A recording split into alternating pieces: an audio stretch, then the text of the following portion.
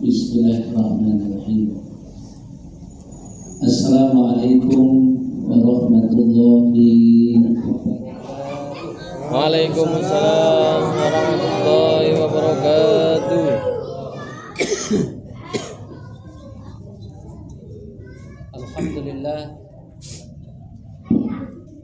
Alhamdulillahillazi unzila bihil Qur'an hudan linnasi wa bayyinatin minal huda wal furqan. Asyhadu an la ilaha illallah wahdahu la syarika lah wa asyhadu anna Muhammadan abduhu wa rasuluhu la nabiyya ba'dahu. Allahumma shalli wa sallim wa barik ala sayyidina Muhammadin Allahumma salli wa ala alihi wa ashabihi ajma'in, amma ba'du.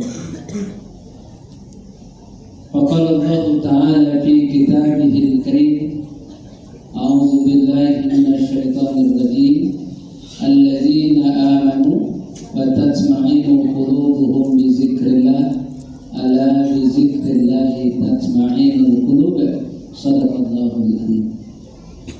Al-muhtaramin, para alim, para ulama, para ustadz yang kita muliakan, wabil khusus atinal kiram, Bapak Imam Masjid, Pak Kiai Muzni dan kawan-kawan.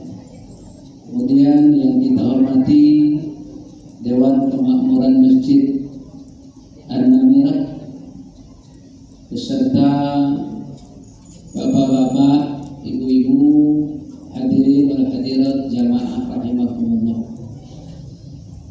Bagi adik-adik kami yang mungkin mencatat ceramah, ada yang mencatat? Ada ya, banyak ya. Alhamdulillah. Tema ceramah Ramadan kita malam ini 4 kunci kebahagiaan dunia dan akhirat. 4 kunci kebahagiaan dunia dan akhirat. Kalau tadi ustadznya belum kedengaran, diulang. Disampaikan oleh Ustadz Junaidi Akbar, supaya anak-anak ini senang dia. Jadi jangan lagi bertanya-tanya. Bapak Ibu jamaah rahimakumullah, dalam sepotong hadis riwayat Imam Ad-Dailami dalam kitab Mukhtarul Hadis An-Nabawiyah, hadis-hadis pilihan dari Nabi Sallallahu Alaihi Wasallam. Kitab ini dikarang oleh Syekh Ahmad Al-Hasimi. Kita jumpai suatu hadis dari Nabi Sallallahu Alaihi Wasallam. Kata Nabi, arba'un man a'tiyahunna faqad a'tiya khairud dunya wal akhirah. Kata Rasulullah, ada 4 hal. Jika kita memiliki 4 hal ini, maka sungguh kita akan mendapatkan kebahagiaan yang sempurna, kebaikan yang sempurna, baik di dunia maupun di akhirat. Di antara yang 4 itu dijelaskan oleh Nabi SAW. Yang pertama, lisanun dzakirun, lidah yang selalu dibasahi untuk berzikir kepada Allah. Apa itu zikir? Mengingat Allah dengan lafaz-lafaz yang sudah disunahkan oleh Nabi. Banyak sekali lafaz zikir. Kata Rasulullah dalam sepotong hadis, kalimatani, ada 2 kalimat yang ringan di lisan, berat di timbangan Allah, dan paling dicintai oleh Yang Maha Rahman. Zikirnya ialah subhanallah wa bihamdihi subhanallahil azim. Yang penting lidah kita basah berzikir, bukan basah menggibah, bukan basah mengumpat, menfitnah, mencaci maki orang lain, bukan, tapi basah berzikir. Jika lidah ini basah berzikir, maka kebahagiaan, kebaikan dunia akhirat akan kita dapatkan. Banyak sekali lafaz-lafaz zikir. Tadi sengaja Pak Imam baca zikir, kata Rasulullah, zikir yang beliau baca tadi, kalau dinaikkan ketimpangan, itu lebih berat daripada langit, bumi dan segala isinya. Apa zikirnya? Tahlil. Afdalu zikri la ilaha illallah. Bahkan dijamin oleh Nabi, man kana akhir kalamihi la ilaha illallah dakhalal jannah. Siapa yang akhir kalamnya adalah la ilaha illallah, maka dia dijamin untuk menjadi ahli surga. Itulah kekuatan zikir. Jadi ayo kita basahi lidah kita dengan berzikir. Termasuk baca Quran itu berzikir. Baca Quran itu berzikir. Bahkan zikir yang paling baik ialah membaca Quran. Yang kedua, wa qalbun syakirun, hati yang selalu dipenuhi dengan syukur kepada Allah. Wa qalbun syakirun, hati yang selalu bersyukur kepada Allah. Ini menyebutnya mudah, tapi mengamalkannya sangat berat dan sulit. Bagaimana hati kita ini betul-betul menjadi hati yang bersyukur, sehingga hati yang bersyukur itu tidak pernah mengeluh, tidak pernah berputus asa dengan nikmat Allah, tidak pernah berburuk sangka kepada Allah. Penuhi hatinya dengan syukur kepada Allah. Terkadang lisan kita sudah berucap alhamdulillah, tapi hati belum mampu meyakini bahwa semua yang kita nikmat ini adalah pemberian Allah. Satu kali ada seorang musafir, seorang pengembara. Dia berjalan jauh, kemudian karena mungkin kecapean, tertidurlah di sebuah pohon yang rindang. Pohon itu pokoknya besar, daunnya rimbun, tapi buahnya kecil-kecil. Mulailah pengembara tadi sambil tidur-tiduran, dia mulai berburuk sangka kepada Allah. Ini Allah tak adil.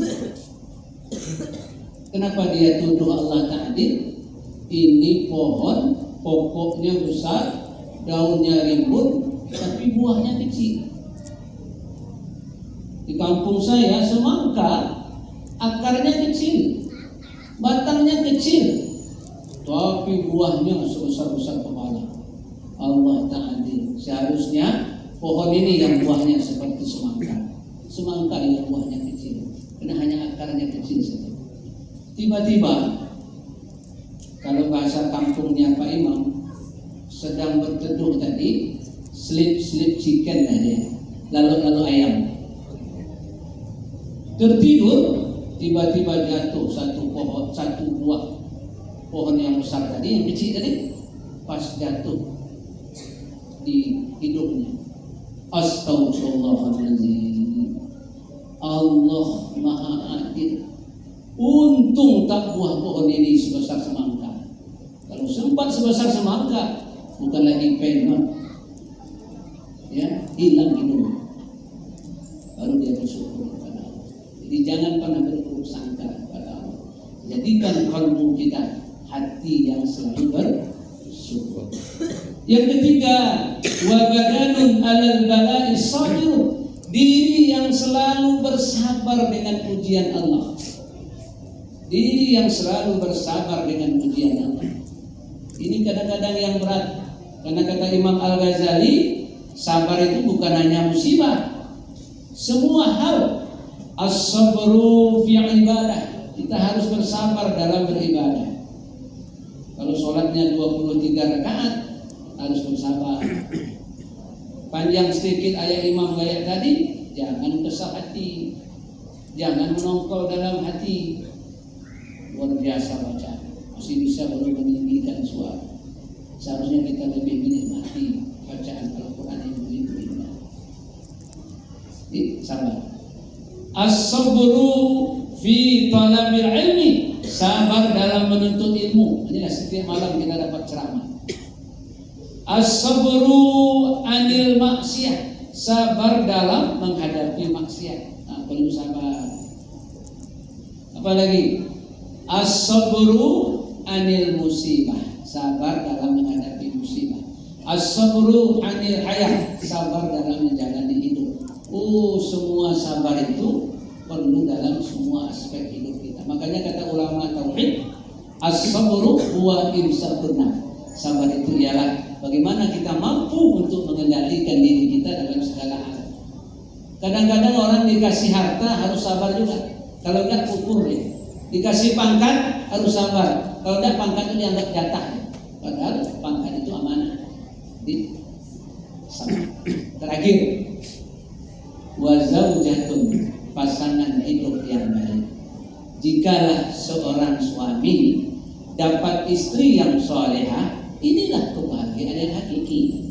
Jika seorang istri dapat suami yang soleh, inilah kunci kebahagiaan. Jika seorang ayah dan ibu dapat anak soleh solehah, ini kunci kebaikan.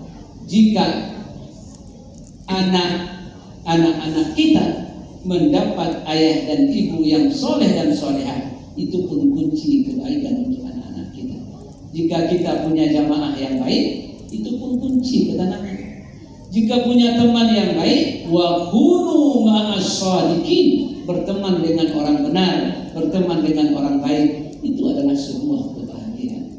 Coba berteman dengan orang yang suram, culas, tidak terdapat kita. Betul.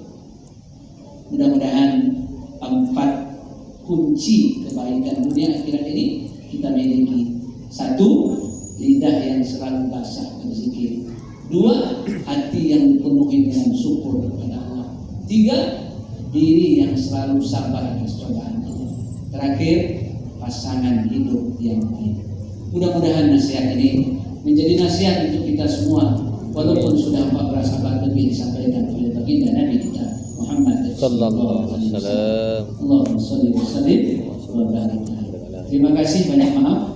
Usikum wa nafsi bi taqwallah. Wassalamualaikum warahmatullahi wabarakatuh. Waalaikumsalam warahmatullahi wabarakatuh.